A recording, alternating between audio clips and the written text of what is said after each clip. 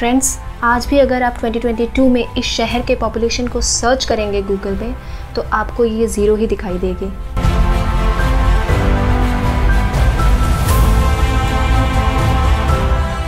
इसे human history का one of the biggest man-made disaster भी कहा जाता है। आई एम श्योर आप में से कईयों ने चेरनोबिल मूवी तो ज़रूर देखी होगी। जी हाँ, तो आज हम बात करने वाले हैं वर्ल्ड की one of the biggest nuclear disaster के बारे में, द चेरनोबिल डिजास्टर 1986 के बारे में। इस डिजास्टर को एक रैंडम डिजास्टर या एक रैंडम एक्सीडेंट कह देना शायद ठीक नहीं होगा, इसलिए आज हम इसके डिफरेंट कनेक्टिंग डॉट्स पे नज़र डालेंगे। तो आइए शुरू करते हैं। मैं हूँ कृष्णा और आप देख रहे हैं द एलिसियन क्रिएटर।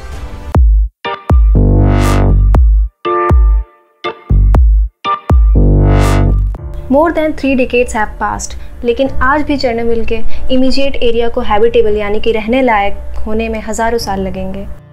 इस डिज़ास्टर को समझने के लिए हमारे लिए ज़रूरी है पहले उस डॉट को समझना जिसके वजह से शायद ये जो डिज़ास्टर है वो हो गया। इस खतरनाक डिज़ास्टर के हाउ को समझने के लिए सबसे ज़्यादा ज़रूरी है इसके कुछ कनेक्टिंग डॉट्स को समझना जो हमें इसके वाई तक ले जाएगा।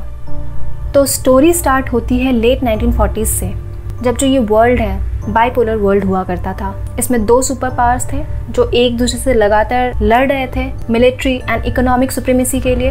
वो 2 कंट्रीज थे, यूएसए एंड यूएसएसआर, आज का रूस जिसे आप कहते हैं। ये एक ह्यूज कंट्री हुआ करता था। आगे चलकर 90s के समय पे यूएसएसआर जो है कई टुकड़ों में टूट कर बिखर गया। इसके टूटने की एक अलग कहानी है जिसके बारे में हम आगे किसी और वीडियो पे बात करेंगे। अब आता है टाइम लेट 70s और अर्ली 80s का। कोल्ड वॉर का दौर तो चल ही रहा था और इस कोल्ड वॉर की लड़ाई में यूएसए जो है इकोनॉमिकली स्ट्रांग होता जा रहा था यूएसएसआर से। अमेरिका की कुछ स्टेट्स जैसे कि कैलिफोर्निया, टेक्सास इकोनॉमिक ग्रोथ में एक काफ़ी बड़ा रोल प्ले कर रहे थे। सुपर पावर बनने की इस लड़ाई में अमेरिका लगातार आगे निकलता जा रहा था। 70s में पेट्रो डॉलर भी इंट्रोड्यूस हो चुका था जिससे अमेरिका की इकोनॉमी काफ़ी तेज़ी से आगे निकली। अमेरिका के मुकाबले यूएसएसआर शायद उतना अच्छा परफॉर्म नहीं कर रहा था और यूएसए से काफ़ी पीछे छूट गया था। तो ऐसे में यूएसएसआर के पॉलिसी मेकर ने सोचा कि हमें भी इकोनॉमिक पावर को बढ़ाना चाहिए और उसी का आउटकम था प्रिप्यात टाउन। इस टाउन को बसाने के लिए एक रोड मैप तैयार किया गया जिससे यूएसएसआर के इकोनॉमिक ग्रोथ को कुछ सपोर्ट मिल सके। और सिर्फ प्रिप्यात ही नहीं, उस समय के दौरान यूएसएसआर ने और भी कई शहरों को बसाने का प्लान तैयार किया था। तो ये प्रिप्यात जो है आज के मैप के अकॉर्डिंग नॉर्दर्न यूक्रेन में है, जहां अभी रशिया और यूक्रेन के वॉर सिचुएशंस चल रहे हैं। पहले ये यूक्रेन यूएसएसआर का ही पार्ट हुआ करता था। 1991 में यूएसएसआर के डिसइंटीग्रेशन के बाद ये यूएसएसआर से अलग हो गया। तो यूएसएसआर के पॉलिसी मेकर्स ने उस टाइम के हिसाब से प्रिप्यात को एक काफ़ी मॉडर्न एंड एडवांस तरीके से प्लान किया था, जहां हर तरीके के फैसिलिटीज़ अवेलेबल थे, जैसे कि schools, college, factories, offices, amusement park, garden, playground, buildings और भी बहुत कुछ। प्रिप्यात से ही थोड़ी दूर, लगभग 3 किलोमीटर दूर एक छोटा सा शहर था चेरनोबिल, जिसे आज घोस्ट टाउन भी कहा जाता है, और यहीं पे था Chernobyl nuclear power plant. 70s में प्रिप्यात शहर और चेरनोबिल न्यूक्लियर पावर प्लांट का काम शुरू कर दिया गया था। धीरे धीरे लोगों को 80s के टाइम तक आते आते बसाया जाने लग गया और लोग तो खुश थे ही। धीरे धीरे लोग अपने डे टू डेज एक्टिविटीज़ में एंगेज हो गए। लोग अपनी लाइफ को एंजॉय कर रहे थे, अपनी फैमिलीज के साथ खुश थे, अपने बच्चों के साथ टाइम स्पेंड कर रहे थे। उनके लिए एक ये सपने जैसा था।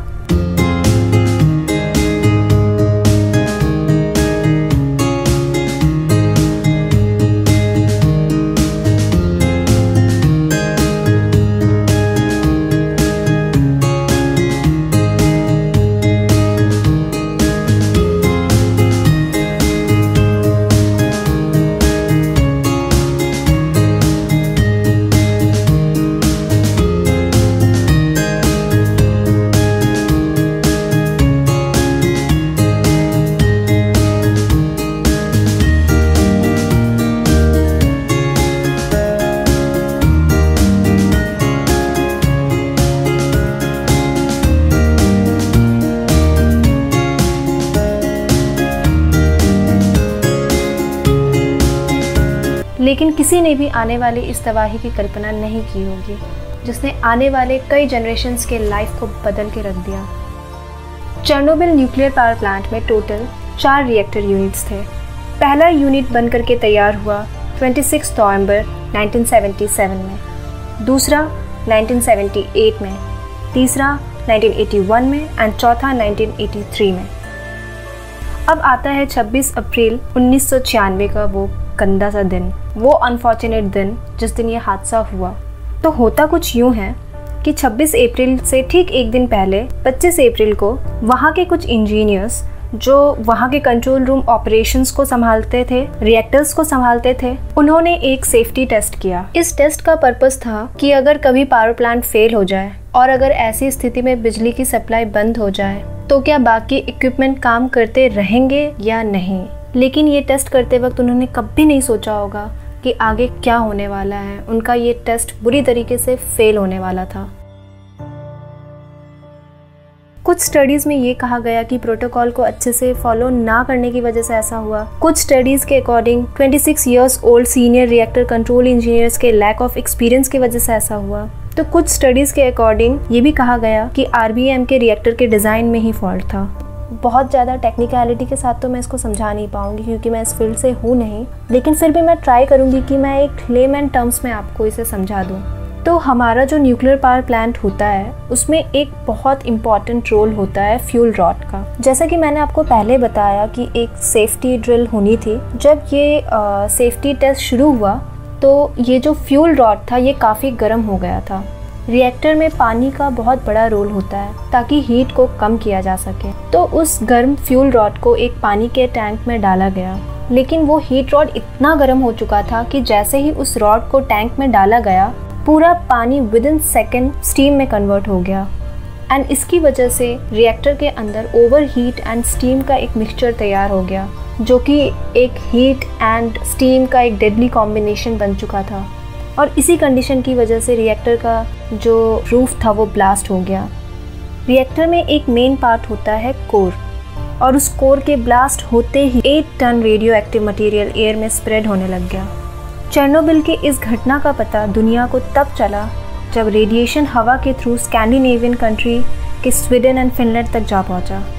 स्वीडन में जब रेडिएशन डिटेक्ट हुआ तो एक्सपर्ट्स को पता चला कि ये रेडिएशन आज के यूक्रेन की तरफ से आ रही है, और तब जाके चेर्नोबिल के इस न्यूक्लियर डिजास्टर का खुलासा पूरी दुनिया में हुआ। इस इंसिडेंस के लगभग 36 आवर्स के बाद प्रिप्यात से रफली 50,000 लोगों को इवैक्यूएट करके सेफ जोन पहुंचाया गया। इस दौरान वहां रहने वाले लोगों को रेडिएशन के इम्पैक्ट के बारे में उतनी अवेयरनेस नहीं थी। बहुत से फायर फाइटर्स जो सेल्फलेसली सिचुएशन को कंट्रोल करने में लगे थे, उनको भी रेडिएशन के हार्मफुल इफ़ेक्ट के बारे में उतनी अवेयरनेस नहीं थी, और इस वजह से कई फायर फाइटर्स की मौत बहुत ही दर्दनाक और पेनफुल थी।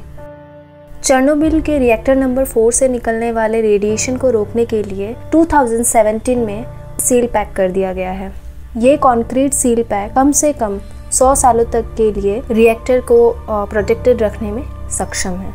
रेडिएशन एक ऐसी चीज़ है जो आपके पूरे DNA तक को चेंज कर सकती है।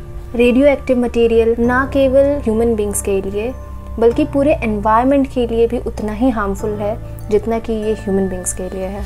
फ्रेंड्स, तो अब लास्ट में जाते जाते आप लोगों के लिए एक क्वेश्चन है। आप लोग कमेंट बॉक्स में नीचे लिखकर बताओ कि न्यूक्लियर एनर्जी को आने वाले टाइम का फ्यूचर बताया जा रहा है। मैं आपसे जानना चाहूँगी न्यूक्लियर एनर्जी के pros and cons. So kindly write your opinion in the comment box. और अगर आपको मेरे वीडियो में कोई भी कमी नज़र आ रही हो या आपको लग रहा हो कि इस चीज़ में थोड़ी इम्प्रूवमेंट की ज़रूरत है तो आप बेझिझक मुझे कमेंट बॉक्स में लिख कर बता सकते हैं। मैं उस पर ज़रूर काम करूँगी। तो दोस्तों, मिलते हैं फिर से नेक्स्ट टाइम नए वीडियो के साथ।